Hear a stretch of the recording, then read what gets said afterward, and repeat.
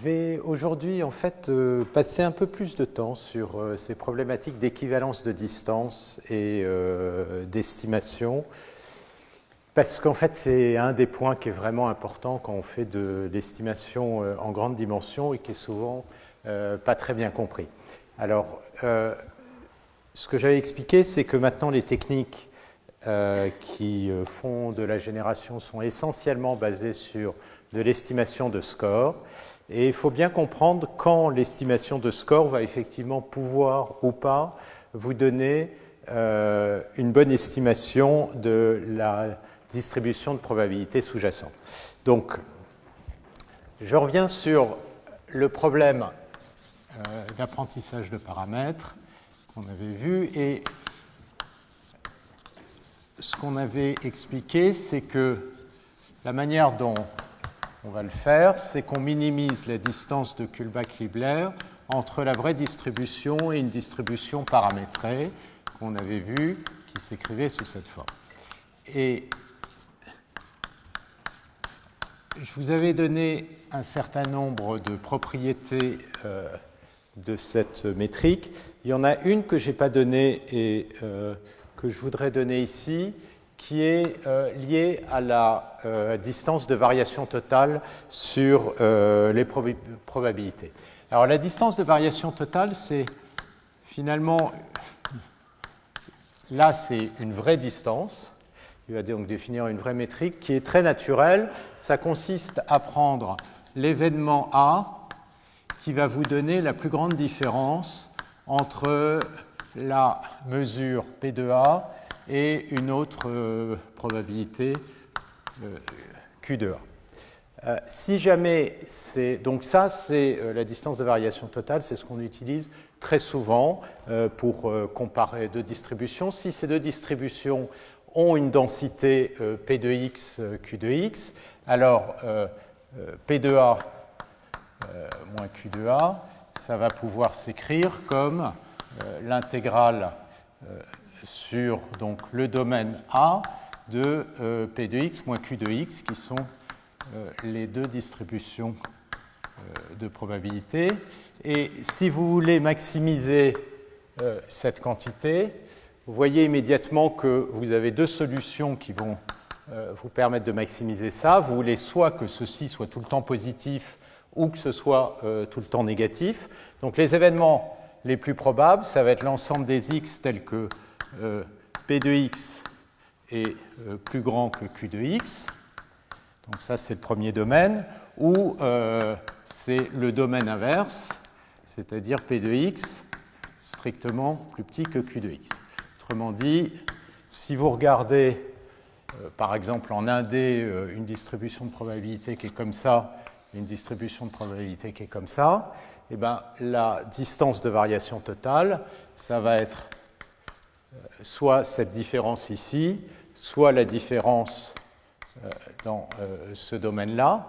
Alors, ça peut être égal à... Ça va être toujours plus petit que 2. Ça va être égal à 2 si jamais les deux distributions sont disjointes. Et dans ce cas-là, si vous prenez ces deux éléments qui vont maximiser, comme ici, excusez-moi, je vais mettre un facteur 2 ici, un facteur 2 ici, ça, vous pouvez l'écrire comme l'intégrale sur ce domaine ou l'intégrale sur ce domaine. Comme vous avez un facteur 2, vous pouvez faire la somme, et ça va vous donner l'intégrale de P de x moins Q de x en valeur absolue dx si vous écrivez la somme des deux. Donc la distance de variation totale sur les densités, c'est tout simplement la norme L1 de la différence des densités.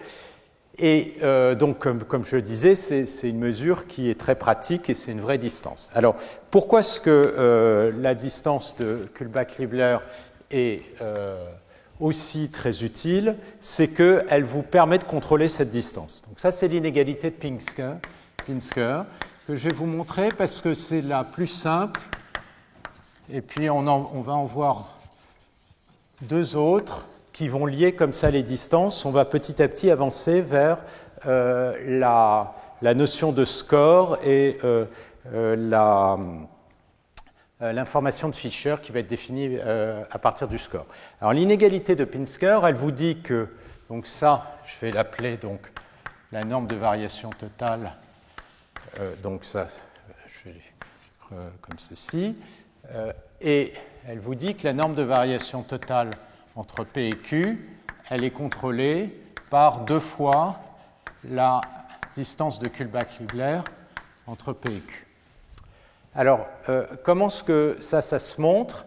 C'est souvent le même type d'idée. Donc là, ce qu'il faut contrôler, c'est donc cette intégrale entre P de x moins Q de x dx. Si je mets Q de x en facteur, je peux sortir Q de x ici. À ce moment-là, là, je vais avoir un moins 1 divisé par Q de x. Et là, quand on l'écrit sous cette forme-là, eh bien, on peut introduire donc la fonction f de x qui va être p de x q de x moins 1. Donc ça, c'est toujours évidemment plus grand que moins 1. Et ça peut se réécrire comme l'espérance par rapport à la distribution q de la valeur absolue de f de x. Et donc, notre problème, ça va être de relier ça à la distance de Kullback-Leibler. Donc, on va regarder maintenant la distance de Kullback-Leibler. La distance entre les deux, c'est l'intégrale de donc, P de x log, et on a le même rapport. P de x sur Q de x fois dx. Alors pareil, je peux diviser par Q de x et multiplier par Q de x, et ce que je vois, c'est qu'à nouveau, j'ai une espérance par rapport à Q de x, d'accord, par rapport à cette mesure, d'une fonction qui dépend que de f. C'est l'espérance par rapport à Q de la fonction 1 plus f, parce que P de x, f, c'est P de x sur Q de x moins 1, donc c'est 1 plus f fois log de 1 plus f.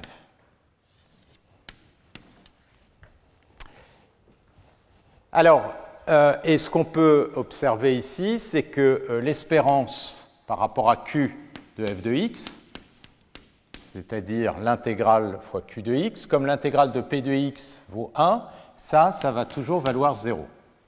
Donc, ça, c'est le petit truc de la démonstration. Je peux toujours soustraire à ça f de x, parce que l'espérance de f de x vaut 0. Donc, je peux considérer toujours cette quantité-là. Et une observation, alors là,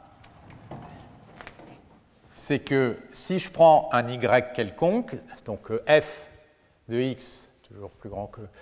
donc si je prends 1 plus, je vais appeler fy, log de 1 plus y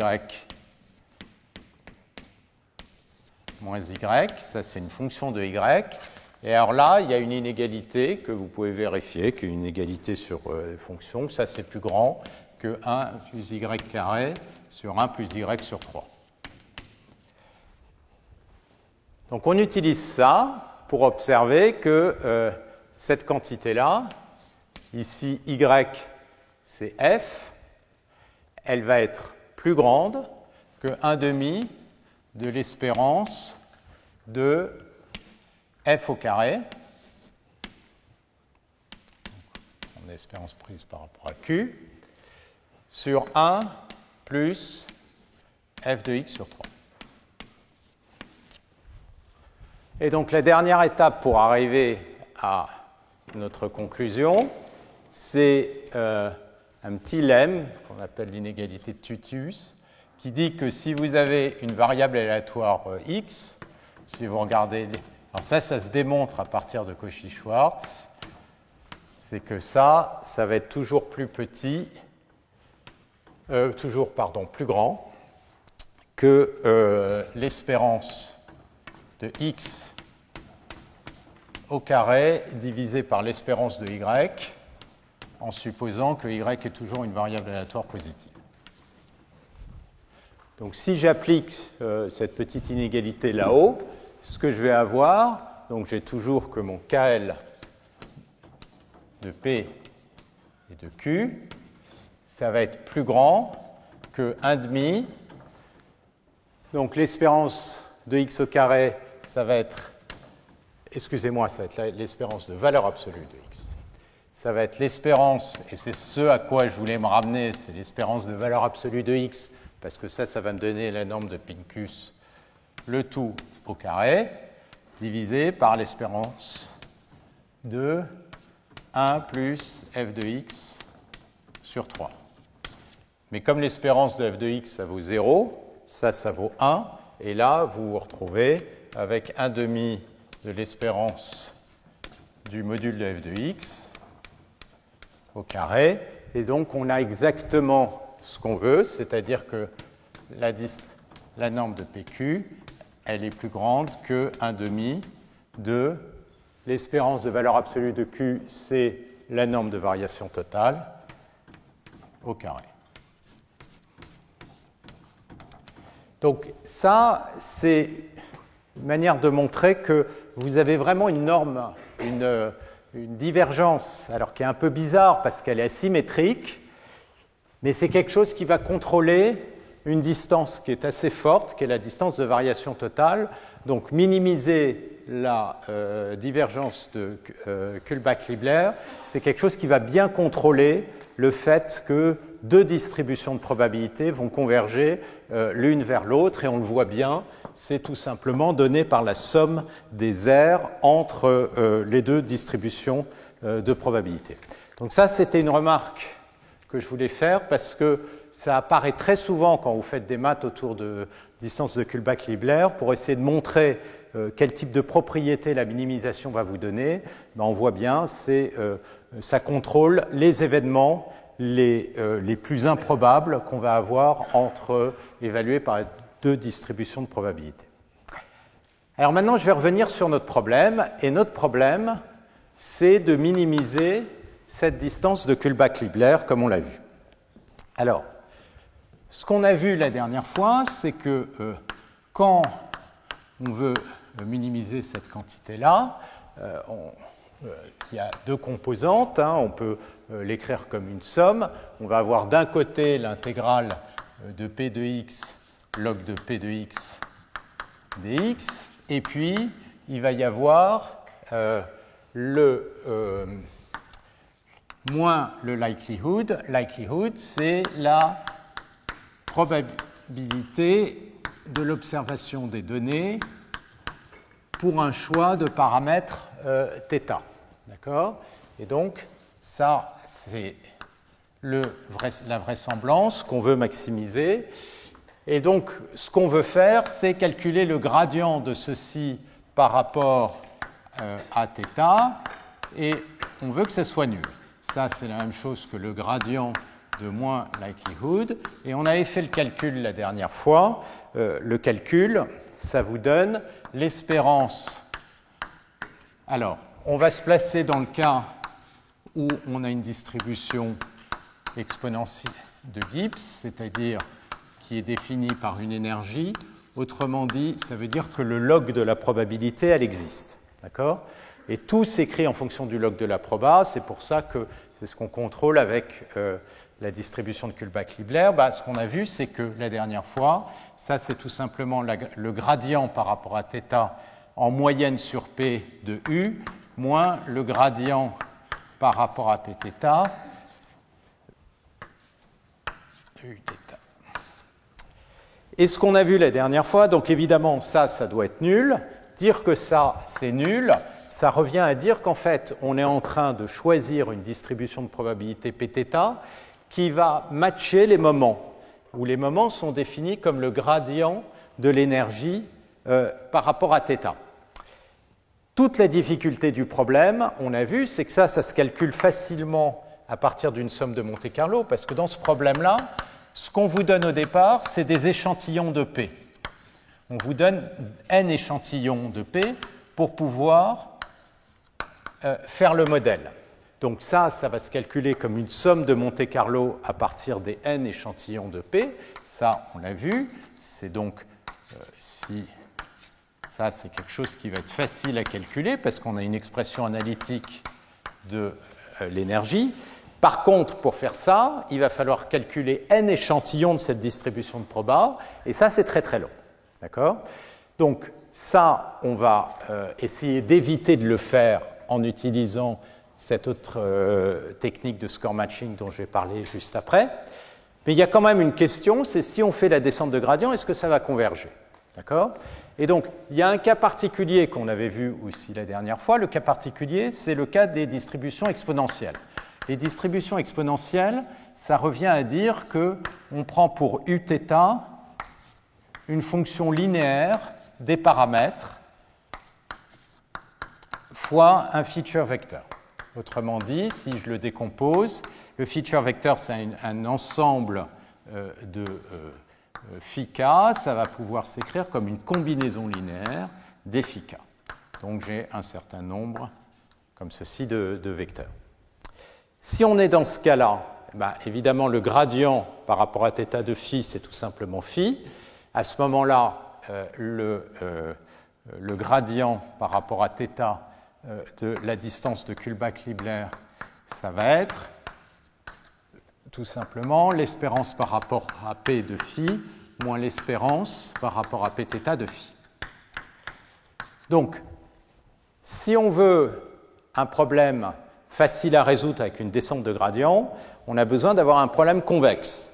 Dire que le problème est convexe, ça revient à dire que le hessien est convexe, et donc on veut calculer le hessien par rapport à θ de ceci. D'accord? Donc on veut calculer le hessien par rapport à θ. À nouveau, c'est la même chose que de le prendre sur moins le likelihood de cette distance. Et ce que je dis, c'est que dans ce cas-là, ça va être toujours positif. Donc je vais vous l'écrire juste au-dessus. Une proposition. Et ça, c'est très important parce que c'est ça qui fait qu'on passe essentiellement, quand on peut, par des modèles linéaires. Proposition, elle dit que le hessien par rapport à θ du likelihood ou de la distance de Kullback-Leibler, eh bien, dans ce cas-là, c'est-à-dire dans le cas linéaire, ça va être tout simplement la covariance par rapport à la distribution Pθ de phi de x. Donc la covariance, qu'est-ce que c'est? C'est l'espérance de phi de x fois phi de x transpose moins l'espérance de phi de x. Il faut bien voir phi de x, c'est un vecteur. Hein. Donc phi de x, à nouveau, c'est le vecteur de tous les phi k de x. C'est le feature vector.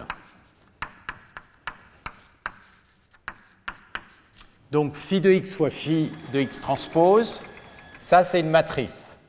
Ça va vous donner la matrice de covariance fois l'espérance de phi de x par rapport à Pθ fois l'espérance de phi de x transpose. Alors ça, je vais vous laisser le démontrer. Je vais juste vous donner les deux éléments.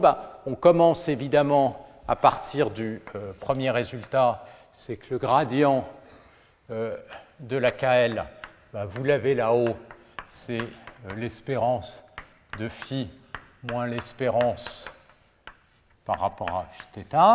Et puis ensuite, il y a le fait que je peux toujours écrire le hessien comme étant jacobien sur le gradient transpose. Donc j'ai déjà le gradient. Quand je vais calculer le gradient, ça va disparaître. Tout ce qui va me rester, c'est ceci. Sachant que dans Pθ, à nouveau, c'est important, j'ai toujours la constante de normalisation et l'énergie. Donc je vais me retrouver, vous faites le calcul, avec le besoin de calculer le gradient par rapport à θ de zθ sur zθ. Et ça, on l'avait calculé, c'est exactement ce gradient qui nous donnait ce terme-là. Donc si vous prenez cette formule qu'on avait démontrée, vous la mettez dedans, je vous laisse montrer ceci. Et ça, évidemment, c'est une covariance, donc c'est toujours positif. Donc, du coup, tout est très simple dans le cas linéaire en apparence, sauf que ce n'est pas si simple pour deux raisons. D'abord, parce qu'il faut le calculer, ce gradient, et donc c'est très long. Deuxièmement, ça peut être très mal conditionné. Vous avez beau avoir un problème convexe, la vitesse de convergence, ça va être donné par le rapport entre la plus grande et la plus petite valeur propre du Hessien. On va avoir une convergence exponentielle, mais la vitesse, ça va être donné par le rapport, et ça peut être une matrice très mal conditionnée, donc ça, c'est un des problèmes devant lesquels on se retrouve. OK. À partir de là, donc, comme je le disais, en stats, ça a été l'approche qui a été essentiellement utilisée jusqu'à finalement très récemment. Ça allait tant qu'on était en relativement basse dimension, parce que l'échantillonnage des probabilités, c'est quelque chose qu'on peut faire. Quand on a commencé à passer en grande dimension, c'est là que c'est devenu très très lent. Et donc, il y a ce très joli résultat qui a été introduit par Ivarinen en 2005, qui est l'idée de dire on va passer par une autre métrique, donc on va introduire à nouveau une nouvelle métrique, par rapport à on va remplacer la métrique de Kullback-Leibler, qui est donc, qu'on peut voir comme l'espérance par rapport à P de la différence entre log de P et log de Q, c'est le rapport log du rapport des deux. On va la remplacer par une information de Fisher relative qui est définie de façon à se débarrasser de la constante de normalisation qui est la composante qui est pénible à calculer et qui, à chaque itération, va nous demander de calculer cette espérance-là par rapport à θ. Donc ce qu'on veut, c'est s'en débarrasser. Comment on s'en débarrasse? Tout simplement en observant que le log de Pθ, eh bien, je mets un signe moins, ça va me donner une constante qui effectivement dépend de la constante de normalisation, plus Uθ. Donc si je veux me débarrasser de la constante, je calcule une dérivée. D'accord? Donc ça, c'est une fonction de x, ça c'est une constante, ça c'est θ de x. Donc qu'est-ce que je vais faire? Eh bien, je vais calculer la dérivée par rapport à x. Donc c'est exactement l'idée qu'il propose, c'est donc de dire ce qu'on va faire, c'est calculer la dérivée, autrement dit le gradient par rapport à x de p de x moins le gradient par rapport à x de q de x. Mais ça, évidemment, c'est plus du tout quelque chose de positif. Donc, pour le rendre positif, c'est la norme qu'on va regarder, la norme du gradient. Et ça, c'est, comme je le disais, une quantité qui apparaît indirectement dans l'information de Fisher, qui s'appelle l'information relative. Fisher relative aux deux distributions. Et l'idée, ça va être de minimiser cette quantité plutôt que de minimiser cette quantité. Autrement dit, je vais vouloir essayer de minimiser I de P et de Pθ sur θ. Et donc, de trouver le meilleur paramètre comme étant celui-ci. Alors, la première observation qu'a faite Ivarinen, c'est que ça se calcule facilement. En tout cas, beaucoup plus facilement. Ça, c'est la première chose que je vais montrer.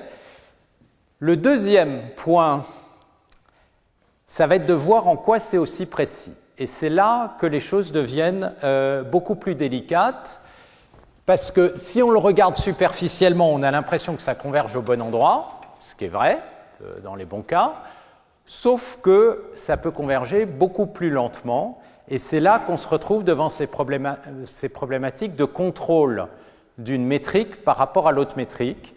Et là, c'est très joli parce que ça fait tout un lien avec tout un aspect de l'analyse qui a été beaucoup développé au cours des 20 dernières années, 30 dernières années.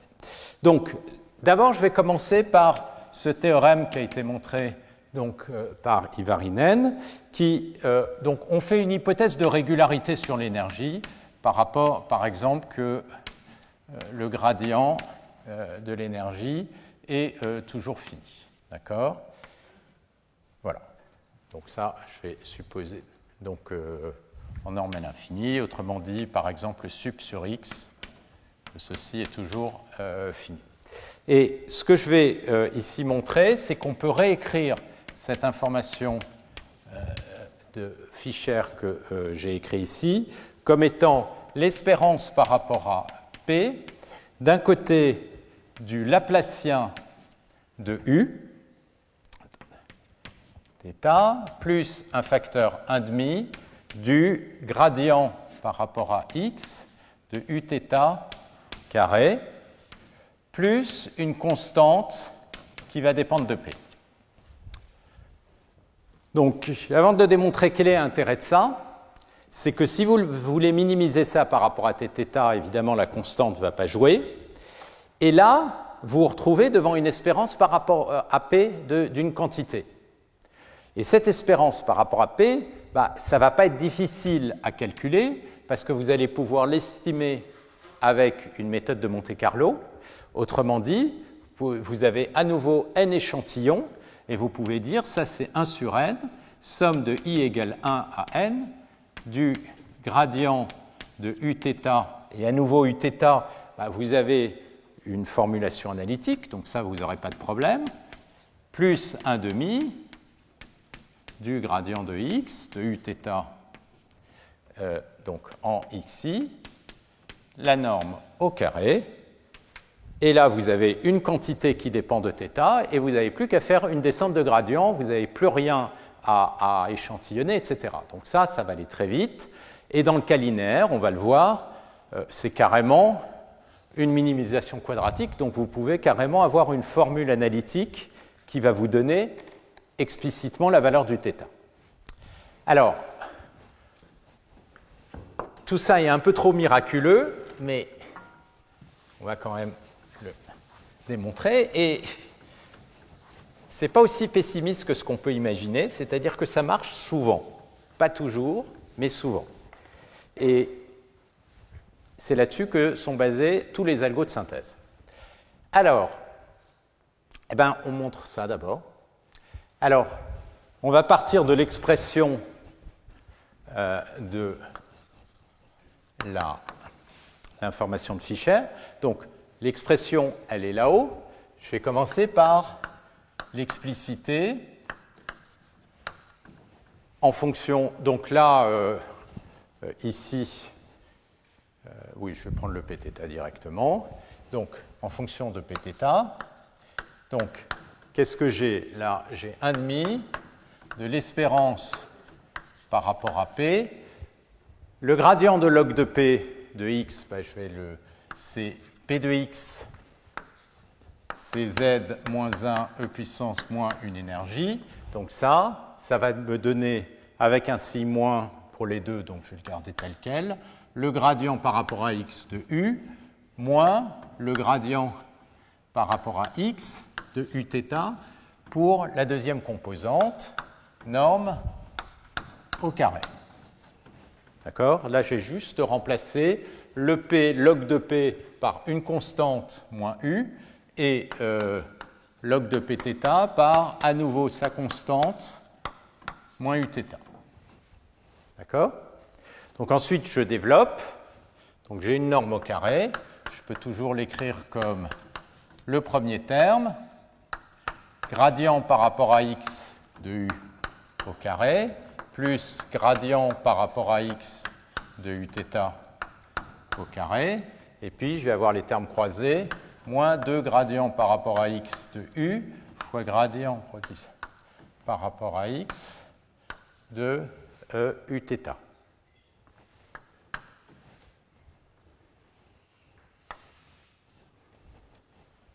D'accord? Alors, ça, c'est une constante qui ne dépend pas de θ.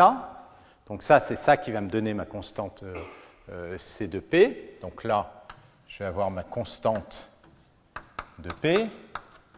Ici, vous récupérez 1,5 du gradient de x par rapport à Uθ, qui est bien le terme ici. Et maintenant, ce qui me reste, c'est montrer que le dernier terme, je peux, d'une certaine manière, éliminer ça. Alors, l'intégrale du gradient de x, je vais plutôt l'écrire d'ailleurs dans l'autre sens, gradient de x uθ fois gradient de x, comme ceci. Donc ici, je vais avoir le gradient, et puis j'ai le gradient de x par rapport à u, et c'est une espérance par rapport à p, donc c'est l'intégrale fois la constante de normalisation, e puissance moins u, et donc là j'ai des x partout, dx. Mais là, ce que vous reconnaissez avec la constante, c'est en fait l'intégrale. Donc là, j'ai le gradient de uθ. C'est le gradient de p de x. Je peux le réécrire comme ça. D'accord? Le produit scalaire. Avec un facteur ici 1,5. Et maintenant, vous faites une intégration par partie. Donc, si vous faites une intégration par partie, la dérivée va venir là-dessus. Et si la dérivée vient là-dessus, ici, vous allez avoir un Laplacien. Donc, si vous faites votre intégration par partie, ça va vous donner l'intégrale du Laplacien. Alors, ici, j'ai un signe moins. Et quand je fais mon intégration par partie, le signe moins va devenir un signe plus. Et ça va me donner le Laplacien de uθ de x fois p de x dx. Et pour que ça se soit vrai, il faut que, si je regarde le terme p de x fois le gradient,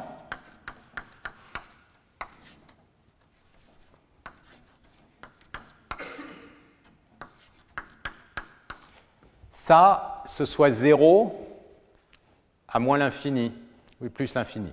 Autrement dit, ça tend vers 0 quand norme de x tend vers l'infini.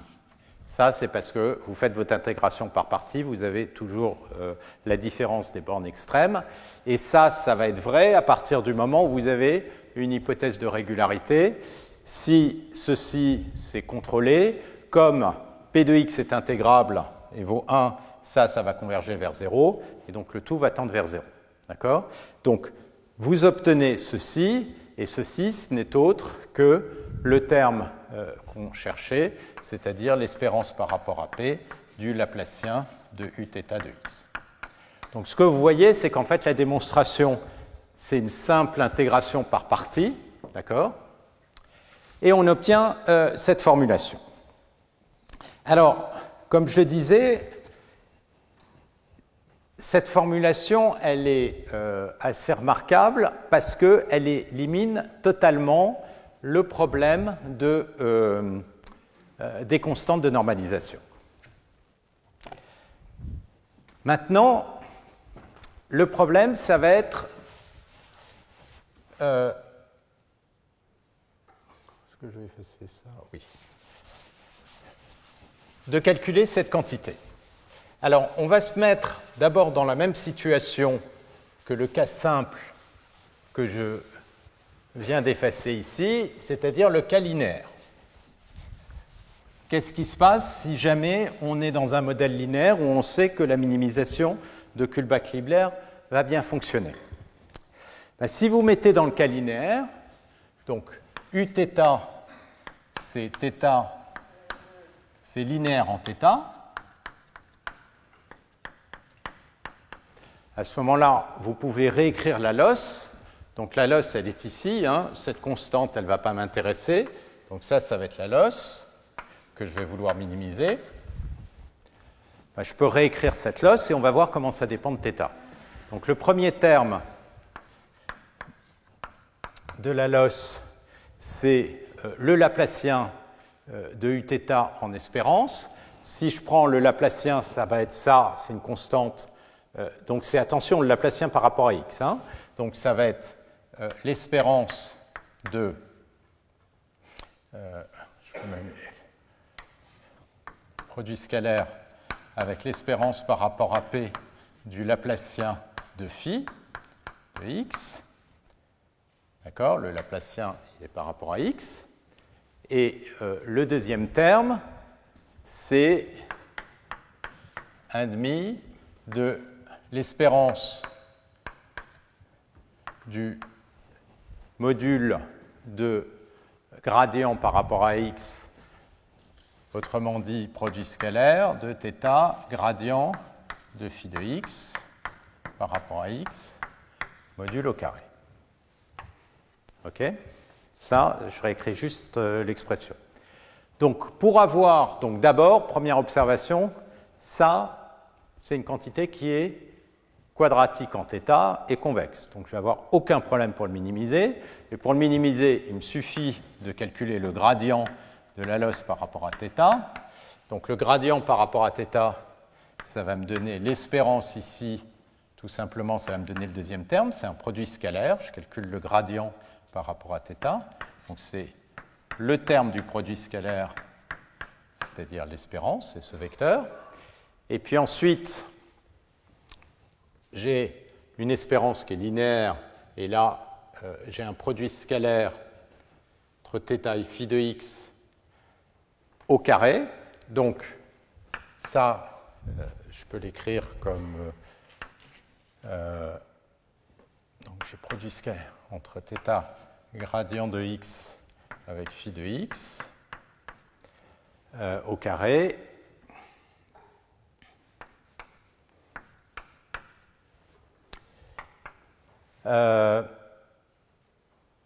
Oui, donc ça, je vais écrire comme ça. Produit scalaire avec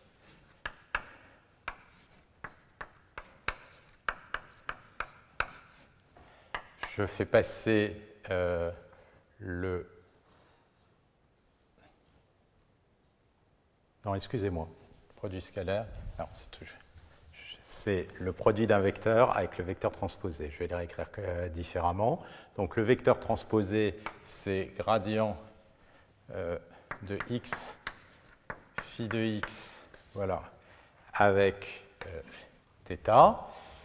Et donc, maintenant, j'ai ma formule quadratique par rapport à θ. Si je fais le gradient de ça par rapport à θ, ça va me donner plus l'espérance par rapport à P de la matrice gradient de x, gradient de x de phi, fois gradient de x de phi transpose. Là, excusez-moi, transpose, phi de x transpose, fois θ, que je peux sortir. Et donc, si je réécris θ, j'obtiens que c'est avec un signe moins ce vecteur qui est transformé par, j'ai besoin d'inverser cette matrice. Donc je prends cette matrice et l'espérance par rapport à P de gradient de x de phi, donc ça c'est la matrice de covariance de phi qu'on retrouve, d'autocorrélation de phi qu'on retrouve, qu'on inverse et qu'on applique à ce vecteur qui est le Laplacien.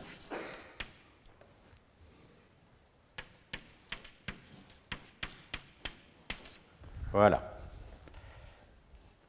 Alors, ça veut dire qu'on a une expression analytique, fabuleux. On a remplacé un problème qui était long à calculer par une expression analytique. Alors, l'expression analytique, il faut quand même se méfier parce que quand phi est grand, cette matrice, elle peut être un peu énorme. Dans ce cas-là, on résout ça par une descente de gradient. Mais ceci étant, formellement, c'est quelque chose de pas compliqué à calculer. Alors, très bien. Deuxième chose, est-ce que ça converge au bon endroit? Alors, est-ce que ça converge vers le bon point? La réponse, c'est oui, si jamais le modèle est bon. Donc ça, c'est le théorème de consistance.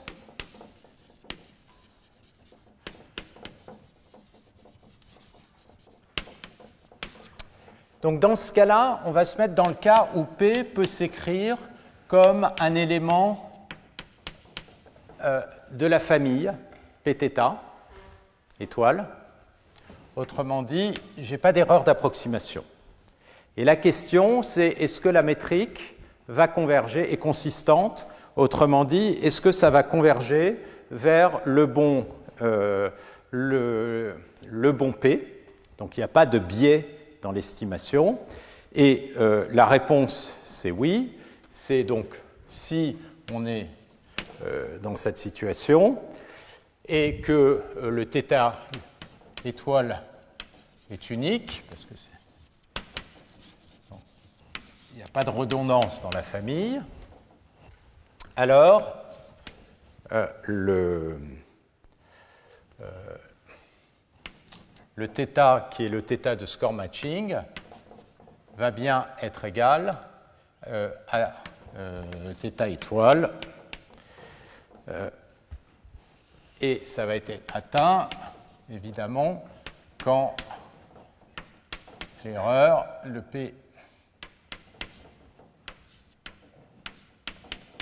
est égal à 0. D'accord? Ça, c'est toujours une quantité qui est positive. Et évidemment, il existe ici, on est dans le cas de PTTP étoile, je vais le réécrire avec Pθ. On est dans le cas où P est ici égal à P étoile. Il suffit de prendre P et θ égale θ étoile pour avoir une distance qui est nulle.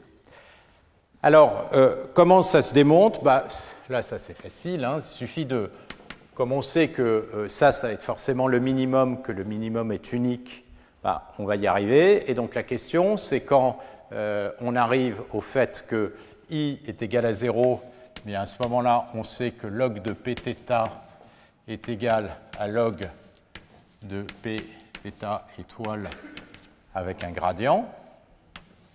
D'accord? Si jamais ça vaut 0, c'est que les deux gradients sont égaux. Si les deux gradients sont égaux en tout point, c'est que log de Pθ est égal à log de Pθ étoile plus une constante. Et donc que Pθ égale une constante fois Pθ étoile, mais comme les deux sont des probabilités, vous intégrez ça par rapport à x et vous intégrez ceci par rapport à x. Comme les deux ont une intégrale égale à 1, vous vérifiez que la constante est égale à 1. Donc vous avez bien le fait que tout se passe bien. Si votre P appartient à la famille, eh bien vous allez converger vers le bon endroit. Alors, il faut se méfier.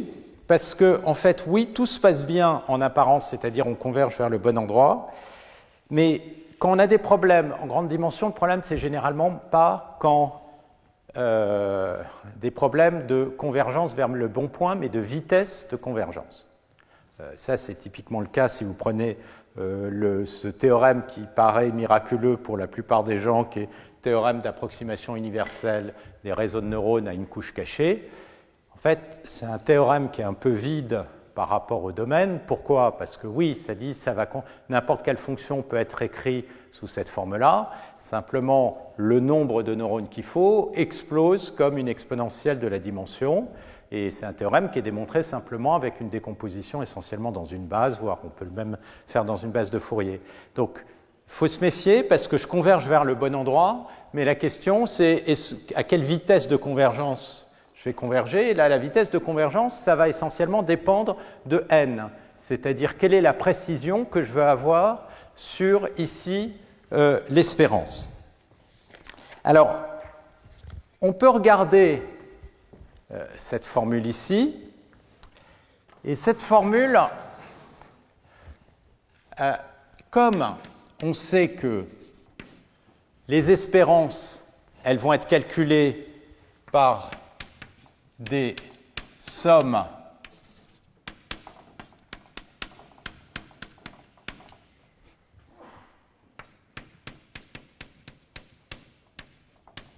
de Monte-Carlo.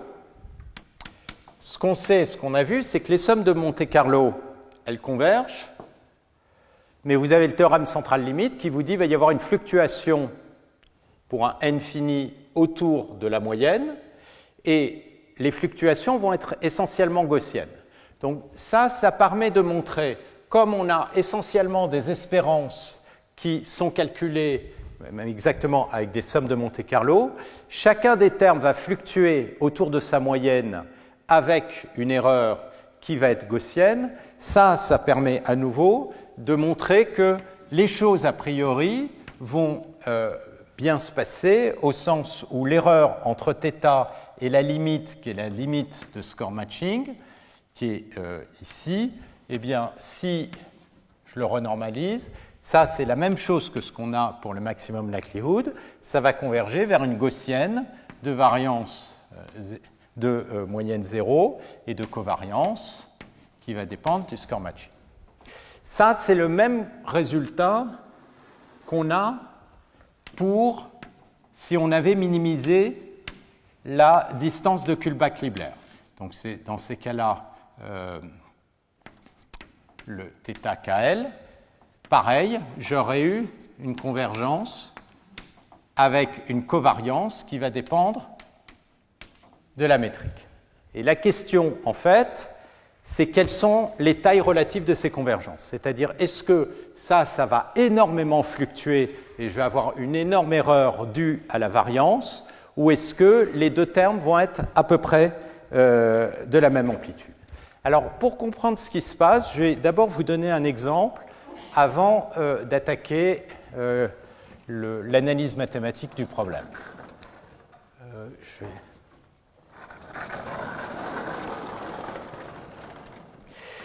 En fait, ce qu'on est en train de faire quand on fait tout ça, c'est qu'on est en train de contrôler une log probabilité par son gradient. Et la log probabilité, à nouveau, c'est une constante plus U, et j'essaye de contrôler ça par son gradient en éliminant la constante et en prenant le gradient de U. D'accord? Donc, ça va dépendre de U à une constante près. Alors, imaginez par exemple que vous ayez un U qui ait des minima locaux comme ça, comme ceci. Donc ça, c'est un problème non convexe, et ça, c'est mon U de x.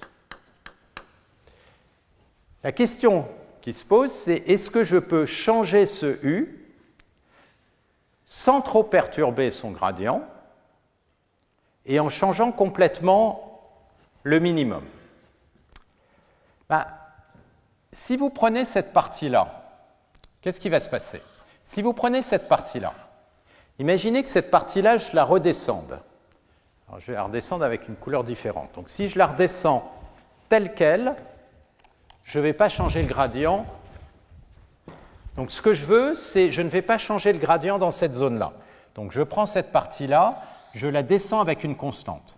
Je la mets ici. D'accord?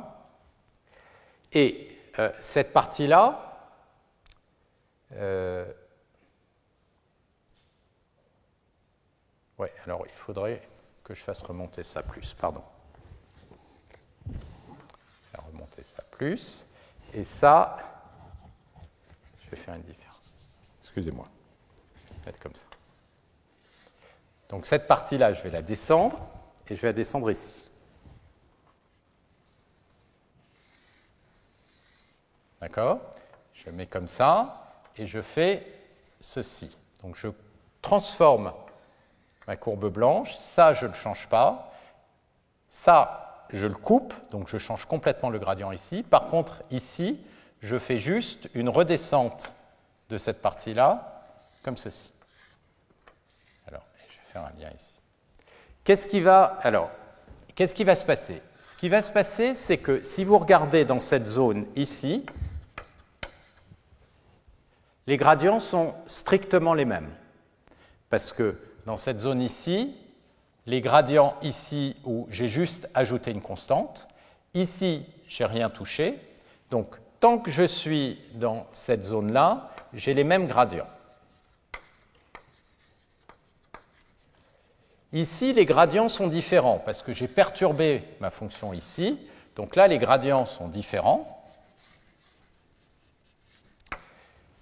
Mais Le domaine où les gradients sont différents sont des domaines où U de x est beaucoup plus grand. Ça, où est-ce que va se trouver? Si vous avez des échantillons, c'est-à-dire des exemples, ben les exemples, ils vont se retrouver là où les exemples typiques, là où U dx n'est pas très grand. Donc les exemples, comme vous l'avez vu, par exemple, dans ce qu'a montré Marie-Lou, ils vont avoir tendance à se retrouver ici. Vous allez avoir très très peu d'exemples qui vont se retrouver ici. Donc du coup, sur tous les exemples que vous allez évaluer quand vous évaluez votre gradient, vous n'aurez pas de différence quasiment entre la courbe rouge et la courbe blanche. Vous allez avoir des différences que quand vous êtes dans une zone très rare. Donc, pour commencer à apprécier la différence entre ces deux courbes, il va vous falloir énormément d'échantillons, parce qu'il va vous falloir suffisamment d'échantillons pour explorer cette zone où les deux courbes sont différentes. Donc ça veut dire que dès que vous avez des problèmes comme ça qui sont non convexes, or la plupart des problèmes sont non convexes, vous risquez d'avoir une grosse perte du fait que vous n'avez pas la constante de normalisation. Et donc, comme vous avez une grosse perte, vous n'allez pas aller sur les bons minimums et vous n'allez pas évaluer les bons θ. Une autre manière de le dire dans ce cas-là, c'est que je vais avoir une très grosse variance et l'estimation du paramètre θ va être très imprécise. Donc ça, c'est le problème dont on a peur et qui arrive souvent. La question, ça va être d'éviter ça. Et qu'est-ce qu'il faut faire pour éviter ce genre de situation? Et donc, la question inverse, c'est quand ça marche. Et pour que ça marche, il faut que je puisse contrôler la distance de Kullback-Leibler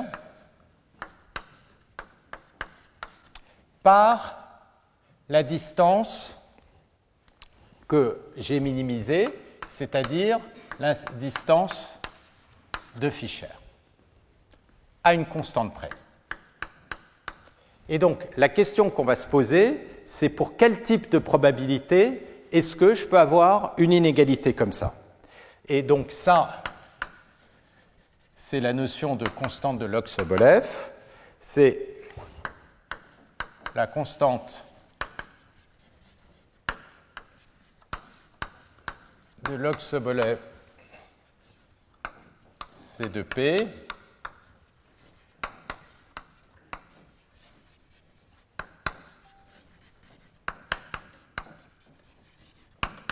c'est la plus petite constante qui va satisfaire cette inégalité. C'est-à-dire qu'on va avoir une domination de la distance de Kullback, de la divergence de Kullback-Leibler par l'information relative de Fischer.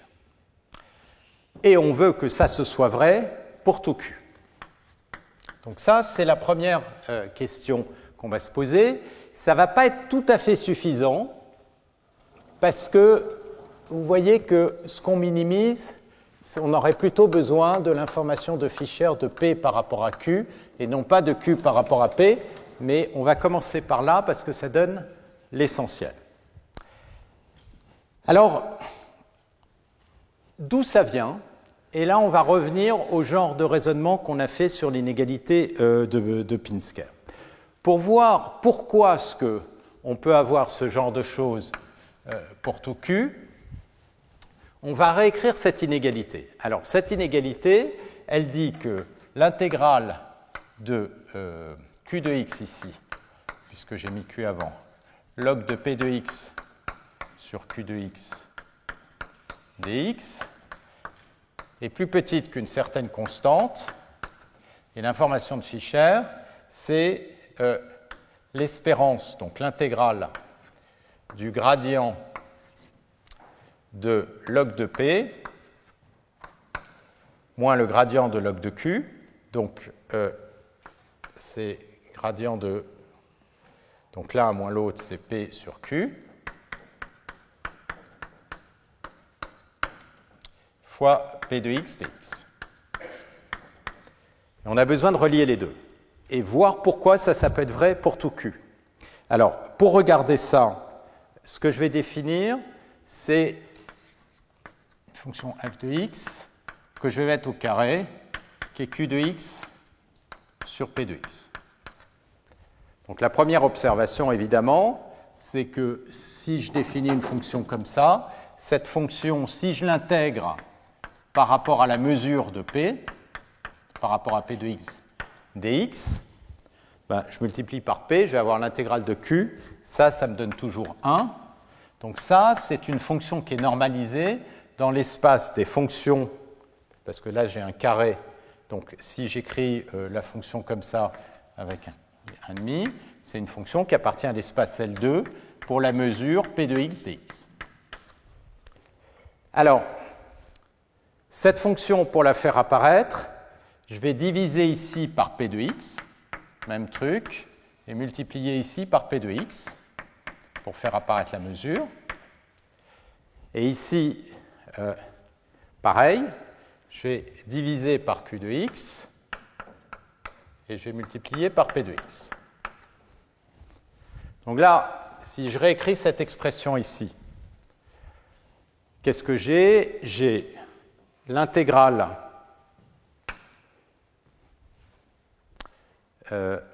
excusez-moi, c'est pq, donc c'est q de x ici, divisé par p de x. Donc là, j'ai l'intégrale de f carré de x log de f carré de x fois p de x dx. Donc autrement dit, j'ai l'espérance par rapport à q par rapport à p, excusez-moi, de cette fonction. Maintenant, la deuxième. Alors, la deuxième, là, comme c'est une norme au carré, si je change p et q, j'ai un signe moins, donc je peux l'écrire comme q sur p.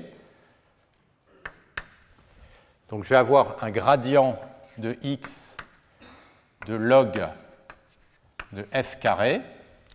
Le gradient de log de f de carré, ça va me donner un 2 gradient de f sur f fois f sur f carré.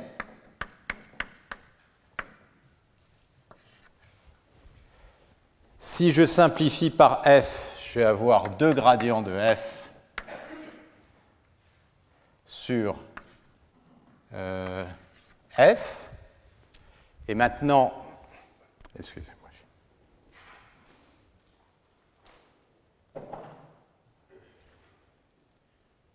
Non, excusez-moi.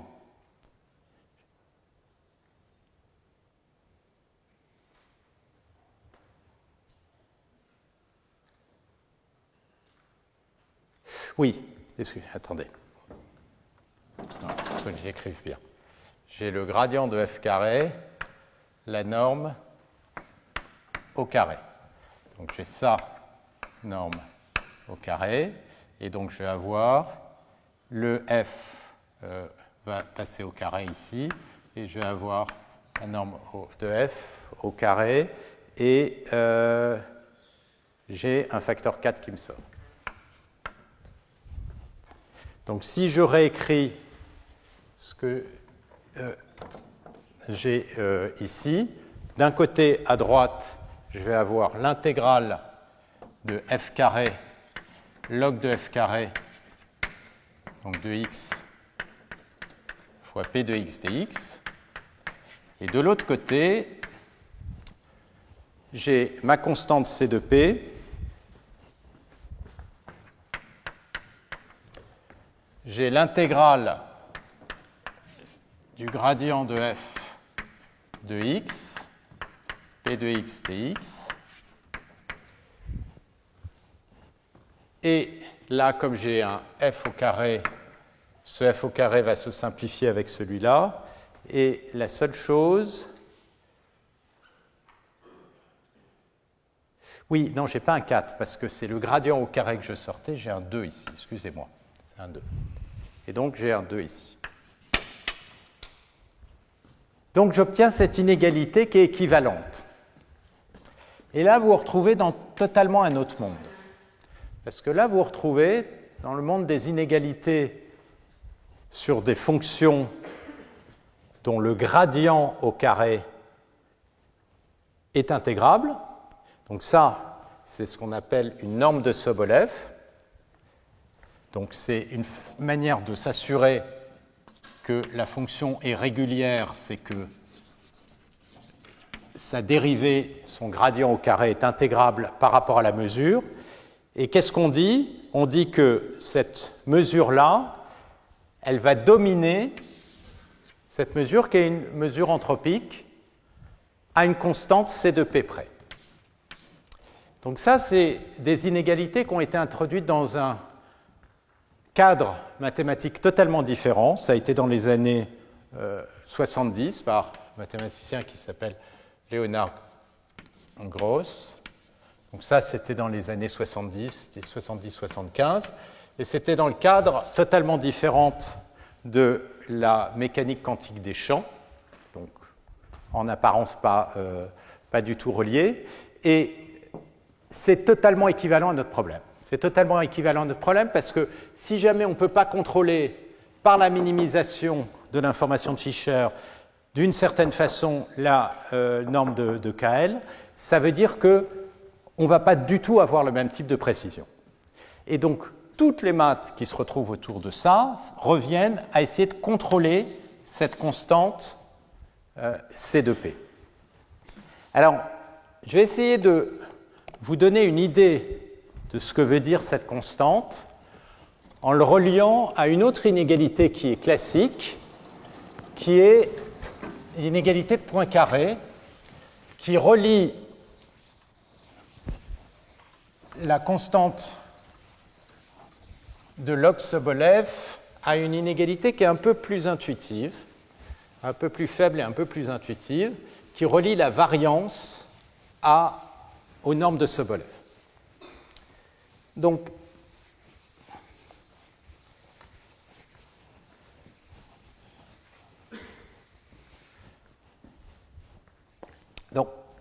là, on peut avoir, pour ceux qui font plutôt du machine learning d'un point de vue plus pratique, l'impression qu'on est en train de partir dans des délires mathématiques, mais ce n'est pas le cas. Ce n'est pas le cas au sens où ce sont des inégalités qui sont assez tight. Ça veut dire que si vous ne les respectez pas, ça ne va vraiment pas marcher. Et donc, quelque part, il faut comprendre la nature de ces constantes et pourquoi ça marchera ou ça ne marchera pas, mais c'est bien en train de refléter la nature du problème, du pourquoi est-ce que, quand vous faites votre minimisation avec du score matching, vous arrivez bien à contrôler une estimation du paramètre. Alors, dans le cas des réseaux de neurones, à nouveau, comment est-ce qu'on va, ça je l'avais très rapidement présenté, on va créer un réseau de neurones dont la réponse sera S-θ, qui va essayer de calculer le gradient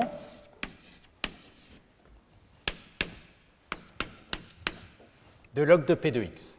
Donc un réseau de neurones, quand vous faites du score matching, c'est-à-dire quand vous essayez de faire une synthèse d'images avec du score diffusion, qu'est-ce que vous allez faire? Vous allez créer un réseau de neurones qui va essayer de minimiser cette quantité avec un modèle de Pθ qui n'est pas un simple modèle linéaire, mais qui est la sortie du réseau de neurones.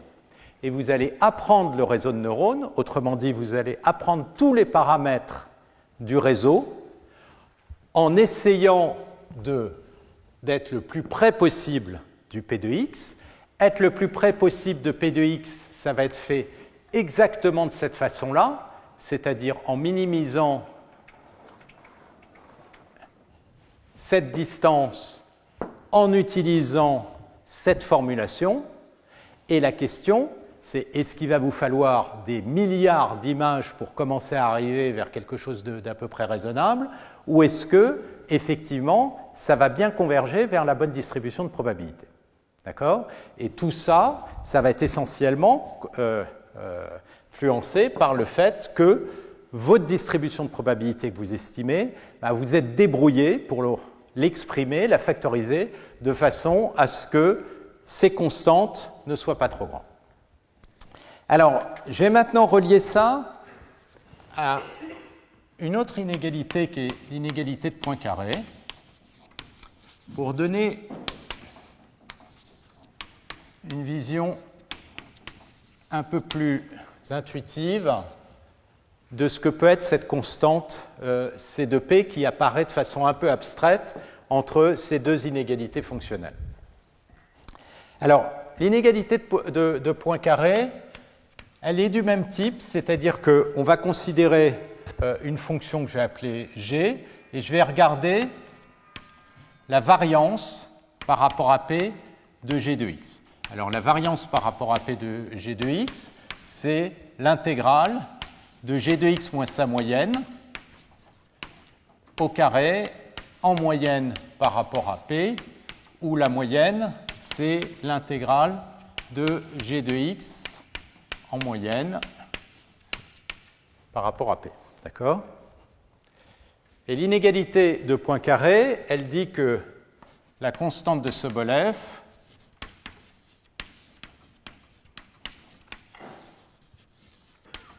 satisfait,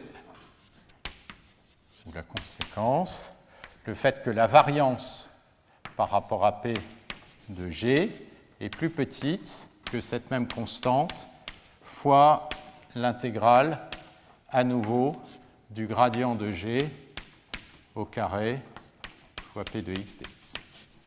Donc ça, c'est quelque chose qui va relier la variation de P autour de sa moyenne. Ce n'est pas complètement absurde de penser que les variations de P autour de la moyenne c'est la constante, va être reliée à la quantité de fluctuation qui est mesurée par le gradient de la fonction. Alors, comment est-ce qu'on montre que cette égalité, elle implique celle-là ? On va prendre pour la fonction f, on va appliquer ça à la fonction f de x égale 1 plus g de x fois epsilon. Et on va faire tendre epsilon vers 0. Alors si vous prenez f carré de x log de f carré de x, vous allez avoir du 1 plus g de epsilon g de x au carré log de 1 plus epsilon fois g de x au carré. Alors, ça, c'est à nouveau 1 plus y au carré, log de 1 plus y au carré. Ça, c'est quand y, ici, est petit. Au premier ordre, ça va se comporter comme y au carré. Donc ça va se comporter comme epsilon fois carré fois g de x au carré. Et je vais prendre g de x tel que l'intégrale de g de x p de x dx de moyenne nulle, de manière à ne pas avoir de problème. Ce sera plus simple. Donc le premier terme ici, il va se comporter comme l'intégrale de epsilon carré fois g carré de x p de x dx. Et le deuxième terme, c'est le gradient de f. Mais le gradient de f, si je le regarde à partir de ceci, c'est la constante, elle ne compte pas, c'est epsilon gradient de g. Donc si je regarde le terme qui est sur la droite, le terme qui est sur la droite, c'est c de p fois le gradient au carré, je vais avoir un epsilon carré qui va sortir, et l'intégrale du gradient de g au carré dx. Et comme j'ai une inégalité quand epsilon tend vers 0, c'est que les pentes vont satisfaire l'inégalité, et donc j'ai bien l'inégalité avec un carré, ici, excusez-moi. Et ça, c'est la variance, parce que là, j'ai mis la moyenne à 0. Donc j'obtiens cette inégalité de Poincaré. Et l'inégalité de Poincaré, donc elle est vraiment importante dans beaucoup de domaines des maths, notamment tout le calcul variationnel, parce que ça nous relie les variances avec les gradients. Et je vais vous l'appliquer sur un exemple simple qui va déjà nous donner une idée de ce qui va potentiellement mal se passer. Donc il y a une première chose qui se passe mal, c'est dans le cas où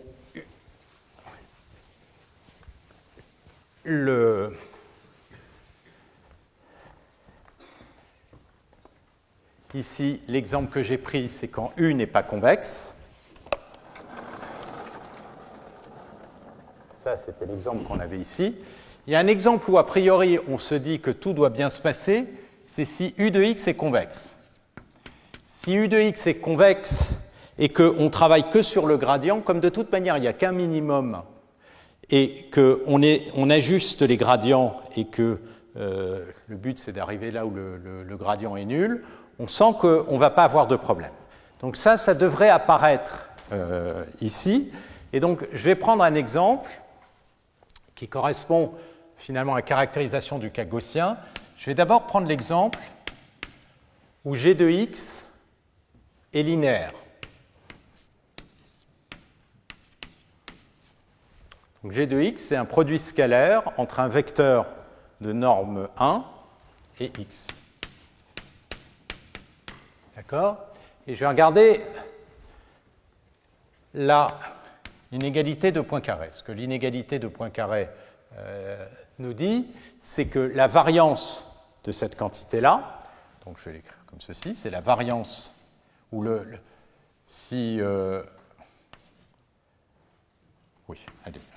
variance par rapport à P du produit scalaire,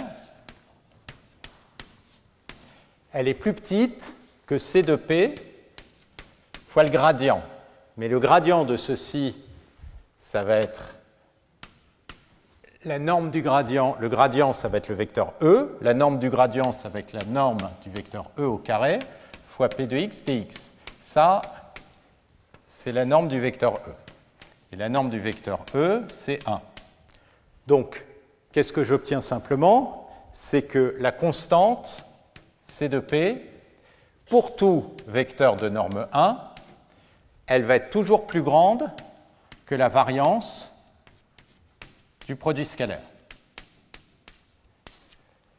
Alors, maintenant, je peux choisir, si je veux évaluer comment ce que E peut grandir, la constante peut grandir, pardon, je peux choisir le pire vecteur E, tel que le produit scalaire est une grande variance. Comment est-ce que ça peut se relier à la matrice de covariance? Donc, si je prends la matrice de covariance,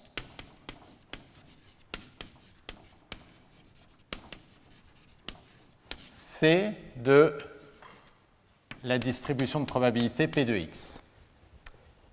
Comment vous pouvez relier le E qui va avoir la plus grande variance à la matrice de covariance?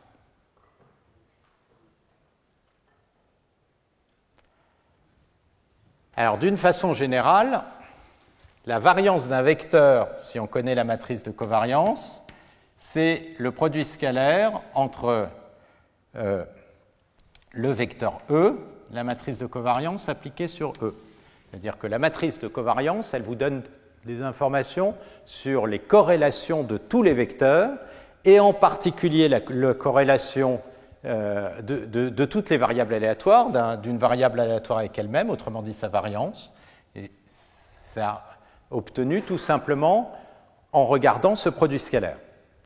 Quel est le E qui va avoir le plus grand produit scalaire? Eh bien, ça va correspondre au vecteur propre qui a la plus grande valeur propre. Parce que si E est un vecteur propre, ça va vous donner la valeur propre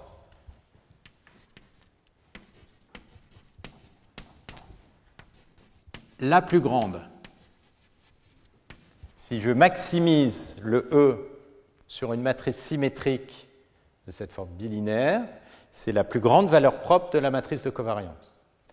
Autrement dit, ce que ça me dit que le C de P, il va être toujours plus grand que la plus grande matrice, que la plus grande valeur propre.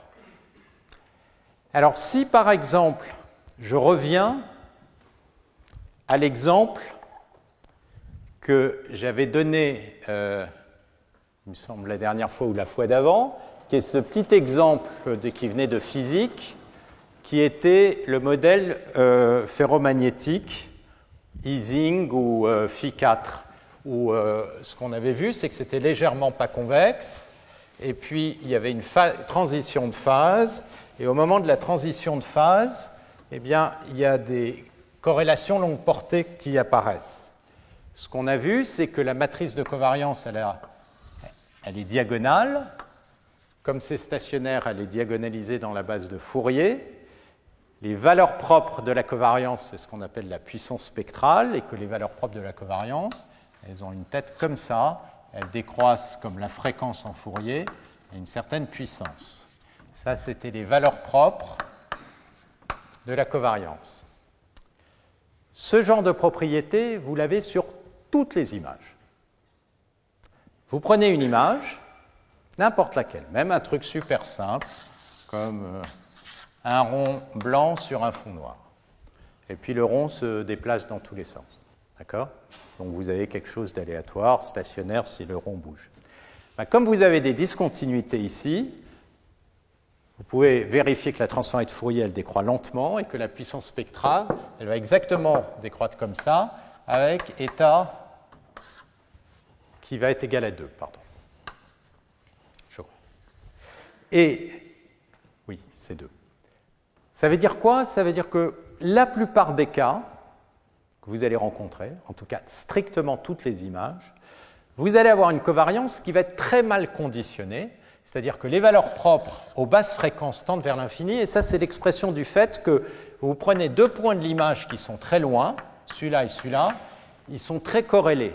Leurs niveaux de gris sont très corrélés. Si vous prenez l'image de cette salle, vous voyez, vous avez des grands pans qui correspondent à du bois. La couleur là-bas et la couleur ici, c'est la même. Ça veut dire que c'est très très corrélé. Vous avez des corrélations très longue portée.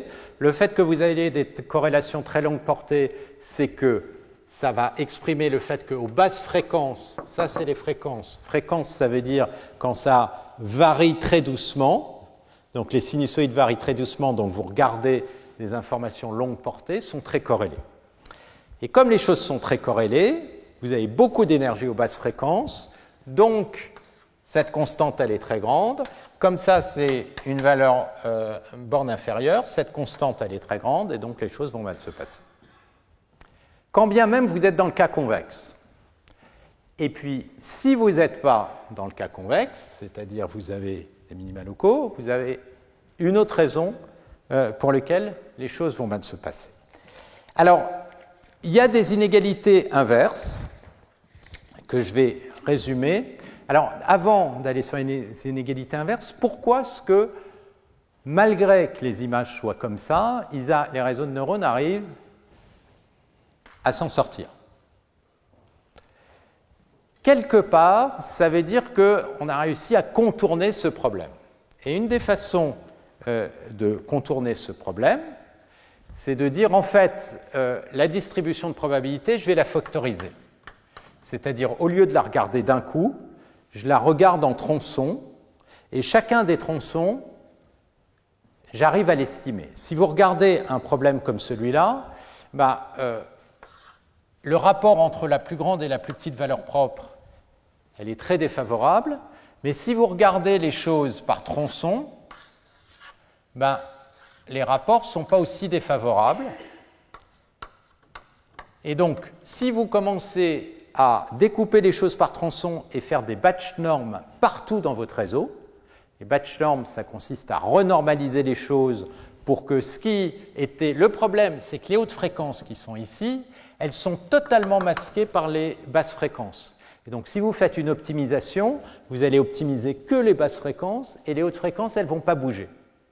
Donc, qu'est-ce que vous avez besoin de faire? Vous avez besoin, quelque part, que votre réseau ait séparé les hautes fréquences et les basses fréquences. Vous faites des batch normes pour réamplifier les basses fréquences. Et là, vous avez une chance d'arriver à optimiser cette partie-là contre cette partie-là. Donc, ça, c'est une des raisons. Alors, ça, ce sera un sujet l'année prochaine. Mais ça, c'est une des raisons pour lesquelles c'est tellement fondamental partout dans l'optimisation des réseaux de faire ces batch norms. Et ça correspond à un contrôle pour essayer d'améliorer ces constantes qui sont ici. Alors, il y a deux inégalités que je vais juste donner pour conclure aujourd'hui, c'est les inégalités inverses. C'est-à-dire que là, ce que j'ai montré, c'est qu'on avait des bornes inférieures. La question, c'est est-ce qu'on a des bornes supérieures? C'est-à-dire, est-ce qu'on peut garantir est-ce qu'on peut calculer cette constante de Sobolev et montrer qu'elle n'est pas trop grande dans certains cas? La réponse est oui, et en fait, il y a deux cas où on arrive à faire ces calculs, et donc les maths essentiellement consistent à essayer de se ramener à ces deux cas. Le premier cas, c'est le cas convexe. Quand les choses sont convexes, on sent bien qu'on va pouvoir bien converger, et ça, c'est exprimé par un premier théorème. Je vais juste vous donner les résultats des théorèmes, et on les reverra au moment où on va regarder les équations de Langevin. C'est le théorème de Bakry-Emery.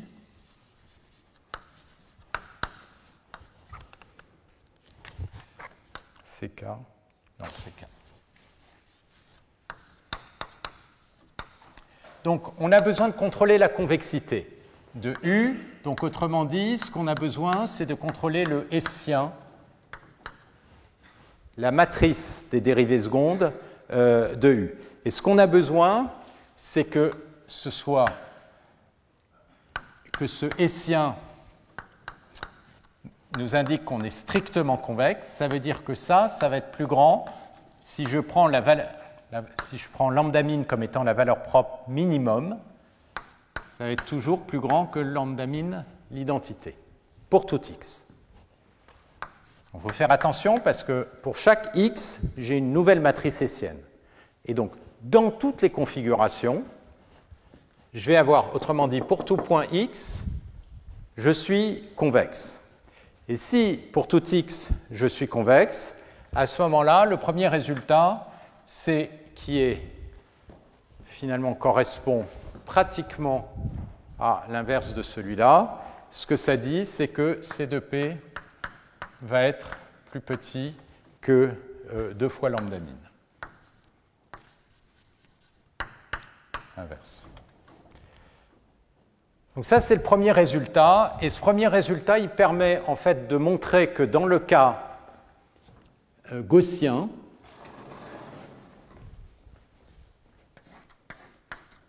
si on est gaussien, alors cette inégalité, c'est une égalité. C de P, c'est bien la plus grande valeur propre de la covariance. Avec un facteur 2 que j'ai... oui, parce que les facteurs 2, je les ai oubliés quelque part. Il va y avoir un facteur 2 ici, 2 fois. Donc, la plus grande valeur propre de la covariance, dans le cas où je suis gaussien, me spécifie exactement ma constante. Si je ne suis pas gaussien et que j'ai des phénomènes de non-convexité, ce n'est pas couvert par ce théorème. Ce théorème, explicitement, il dit si je suis convexe, j'arrive à contrôler les choses. Le deuxième cas, c'est le cas indépendant. Donc ça, c'est le cas où P de x peut s'écrire, donc x, c'est x1, x2, xd, peut s'écrire comme un produit de variables indépendantes. Alors si je le fais simplement, je vais l'écrire comme P de chacune des variables. Donc j'ai un produit de variables aléatoires indépendantes. Dans ce cas-là, la constante de Sobolev de P, elle est plus grande que... Elle est plus petite, pardon, c'est des inégalités inverses, que le max sur I des constantes de Sobolev de chacune des variables. Alors, pourquoi ça va nous résoudre la plupart des problèmes? C'est que le problème qui arrive, c'est quand la dimension augmente. C'est quand la dimension augmente que ces constantes vont augmenter avec la dimension, qu'on va voir apparaître cette malédiction de la dimensionnalité. Dans le cas indépendant, les variables n'interagissent pas. Et donc, en fait, ce qui se passe, c'est que pour sortir des trous, il suffit de sortir des trous en une dimension. parce que chaque variable peut être contrôlée indépendamment. Donc pour sortir des trous et pour ne pas souffrir du fait que j'ai des phénomènes de non-convexité qui vont induire une constante plus instable, eh bien, donc ça, on va un peu en souffrir, mais en indé, mais les choses ne vont pas s'accumuler au sens où je vais me retrouver devant le cas le pire. Mais il n'y a pas de facteur multiplicatif entre les constantes. Alors que dans la plupart des problèmes en grande dimension, quand la dimension augmente, eh bien, d'une certaine façon, on a des trous qui deviennent de plus en plus profonds et on a des constantes qui se détériorent de plus en plus.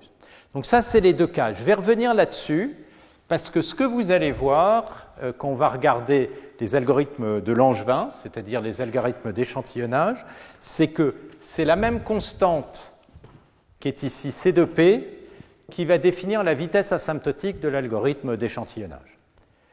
Pourquoi, et si je relis ça au séminaire qu'a fait Marie-Lou Gabriel la dernière fois, vous avez vu que le gros problème des algorithmes d'échantillonnage et notamment par exemple de l'algorithme de Langevin, donc l'algorithme de Langevin, ce qu'il fait, c'est une descente de gradient sur l'énergie et il rajoute du bruit.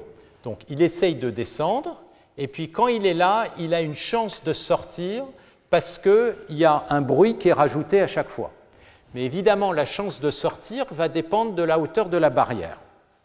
Donc la vitesse de convergence, si je pars d'un bruit blanc et que je lance un Langevin pour converger vers la mesure invariante du Langevin qui est la mesure que je vais échantillonner, donc tout ça, on va le voir, eh bien, ça va dépendre de la capacité de passer par-dessus les barrières.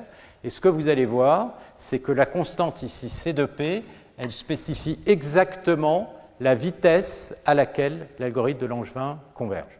Donc on tombe sur exactement les mêmes constantes pour caractériser la vitesse d'échantillonnage de ces algorithmes. C'est pour ça qu'on est vraiment sur une notion qui est tout à fait fondamentale. Voilà, alors ça, on va l'aborder, donc il reste, alors j'ai plusieurs annonces à faire, 3 cours, donc on va, la fois prochaine, on va regarder les problèmes de rejection, les algorithmes d'abord d'échantillonnage et les principes d'ergodicité en une dimension. On va passer ensuite aux chaînes de Markov, et vous allez voir la notion de transport, et on va penser aux algorithmes de Langevin, qui est un type de chaîne de Markov, mais qu'on écrit en continu et qui est un peu plus facile à maîtriser d'un point de vue mathématique, où vous allez voir apparaître exactement les mêmes constantes. Et il y aura le séminaire de Francis Bach, et je conclurai aussi là-dessus. On finira sur les algorithmes de score, de diffusion de score, où à nouveau c'est du Langevin, mais qui est ajusté. Et ce qu'on apprend, c'est le score, et c'est comme ça qu'on fait ces synthèses d'images. Alors, 2 annonces. La première, c'est, je vous rappelle que la semaine prochaine, il n'y a pas cours, donc il n'y a pas de séance.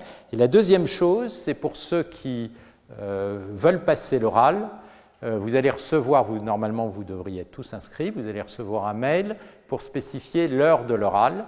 Et comme vous êtes très nombreux, ceux qui ne répondent pas passeront pas l'oral, parce que voilà, il y a près d'une centaine de personnes qui veulent passer. Donc, et tous les oraux seront le 20 mars. D'accord ?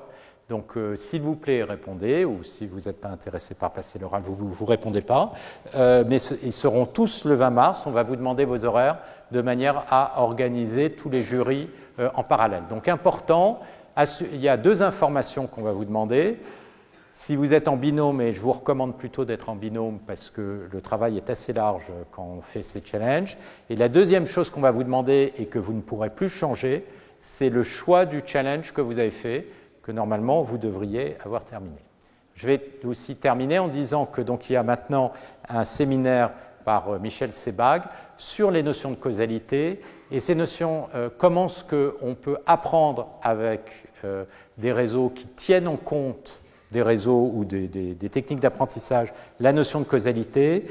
Et j'insiste que ça, c'est actuellement une des grandes barrières de recherche de tous ces réseaux de neurones qui n'utilise essentiellement pas de causalité, et donc ça limite beaucoup, notamment tout ce qui est raisonnement, vérification, et Michel nous présentera tout ça. Donc c'est dans un quart d'heure. Voilà, et on va faire une pause, et pour ceux qui doivent signer, merci de venir.